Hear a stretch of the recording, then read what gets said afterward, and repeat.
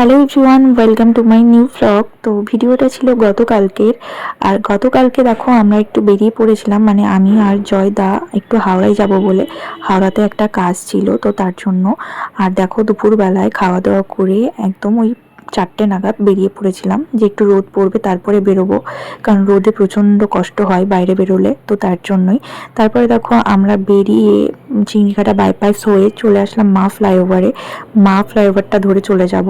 আর মা ফ্লাইওভারে দেখো, উঠেই দেখো, তোমরা দেখতেই পাচ্ছ ডান সাইডে আছে আইটিসি রয়্যাল, আর তার পাশে আছে জেডব্লিউ ম্যারিয়ট। আর মা ফ্লাইওভারের উপরে কিন্তু খুব একটা জ্যাম কখনো হয় না, আর হয় খুব কম। বাট দেখো, আমরা যখন যাচ্ছিলাম তখন খুব একটা জ্যাম ছিল না।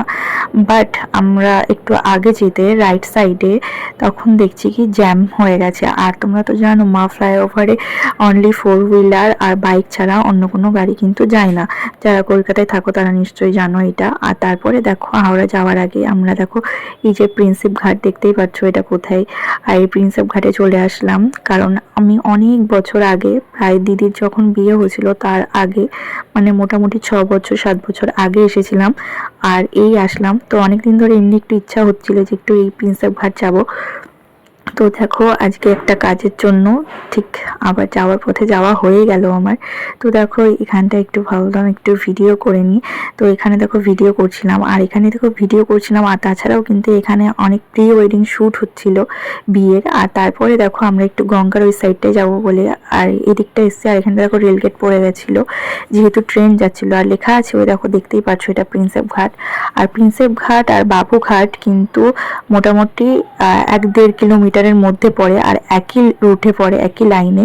আমি আগে জানতাম বাবুঘাটটা হয়তো প্রিন্সেপ ঘাটের থেকে একটু দূরে, তারপরে হঠাৎই জানলাম এখন যে না, একই রুটে একই লাইনে, ভিতর দিয়েও চাইলে যাওয়া যায়। বাট তোমরা জানো তো প্রিন্সেপ ঘাটে গেলে কিন্তু গাড়ি পার্কিংয়ে খুব সমস্যা হয়।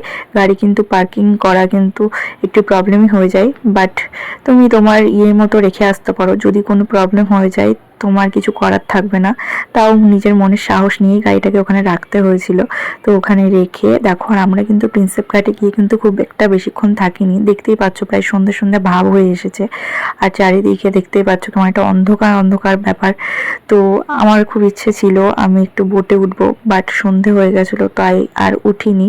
আর আমরা বেশিক্ষণ ছিলামও না, ওই 30 মিনিট মতো এখানে ছিলাম, যেহেতু আমাদের একটা হাওড়াতে কাজ ছিল। তো তাই জন্য এখানে খুব একটা বেশি সময় ধরেছিলাম না। আর এখানে দিদি বা পুচকু আসলে বেশি ভালো হতো। আমি তো ঘুরতে অ্যাকচুয়ালি আসিনি, কিন্তু যাওয়ার পথে পড়লো, তাই জন্য এখানে একটুখানি আসলাম। যে অনেক বছর আসা হয় না, যাই একটুখানি ঘুরে আসি, যাওয়ার পথে পড়েছে তাই জন্য। তো দেখো এখানে কত সুন্দর লাগছে দেখতে। আর দেখো সূর্যটা ডুবছে, কি ভালো লাগছে দেখতে। আর জল তো জানোই তো। আর এখন জোয়ার আসলে এইগুলো দেখো পুরো ভরে যায়, যে উপরে দেখতেই পাচ্ছ পানা হয়ে আছে। কিন্তু এখানটায় কিন্তু জানো তো মাটি না, ওটা একটা ঢালাই করা আছে। কিন্তু জোয়ার আসলে যখন মাটিগুলো আর পানাগুলো উপরে উঠে যায় তখন না কাদা হয়ে যায়। তো দেখো এখানটায় সেম ওখানটায় কাদা ছিল, তাই জন্য আমি একদম সামনে যেতে পারিনি। আর ওরা দেখতে পাচ্ছ ওই সামনে দুজন দাঁড়িয়ে আছে, ওরা কিন্তু এক কর্নারে ছিল। ওটা অ্যাকচুয়ালি ঢালাই। আমি ফার্স্টে ভেবেছিলাম যে ওটা হলো হয়তো অনলি মাটি, তারপরে না দেখলাম যে ওটা ঢালাইয়ের উপরে যখন জোয়ার আসে তখন এই মাটি আর ইয়েগুলো উঠে আসে, পানাগুলো। যাই হোক, তারপরে দেখো এখানে একটা ছোট্ট ঝর্ণা ছিল, আর সেটাকে আমি ক্যাপচার করেছি একটুখানি, বেশ ভালো লাগছিল। আর যাওয়ার পথে দেখো আবার আমি এই প্রিন্সেপ ঘাটের এই জায়গাটায় এসে একটা ভিডিও করছিলাম। তো আর এখন জানো তো এই যে যেটা দেখতে পাচ্ছ এই প্রিন্সেপ ঘাটে, যেটাতে এসে সবাই এখানে ভিডিও করে, ভেতরটায় না ঢুকতে দেয় না। আমি যখন আগে এসেছিলাম তখন কিন্তু মানে এই ভেতরে ঢুকতে দিত, বাট এখন নাকি ঢুকতে দেয় না। জানি না কি কারণে ঢুকতে দেয় না, বাট আমার একটু ঢোকার ইচ্ছা ছিল, বাট এখন ঢুকতে দেয় না। কি করা যাবে, ঢোকা তো যাবে না। তো তারপরে দেখো মোটামুটি এখানে ঘোরা হয়ে গেল। তো এখানে আমি কিন্তু কিছু খাইনি।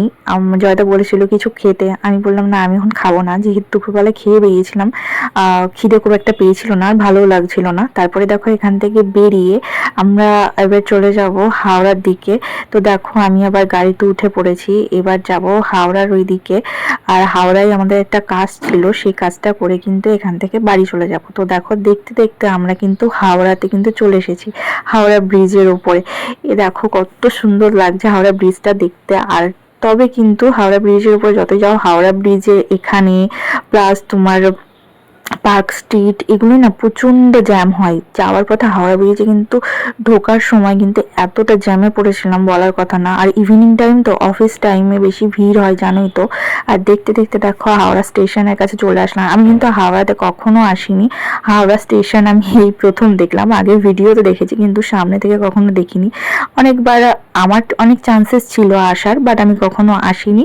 বাট এখন আসলাম, গিয়ে দেখলাম পুরো মানে স্টেশনটা অনেকটা বড়, মানে প্রায় 1 কিলোমিটার 1.5 কিলোমিটার জুড়ে হাওড়া স্টেশনটা, মানে এতটাই বড়। আর এটা হলো হাওড়ার ন্যাশনাল রেলওয়ে অফিস। তো ভিডিওটা কেমন লাগলো, ভালো লাগলে একটা লাইক কমেন্ট শেয়ার করে পাশে থাকো। চলো আবার দেখাবে নেক্সট কোনো ব্লগ।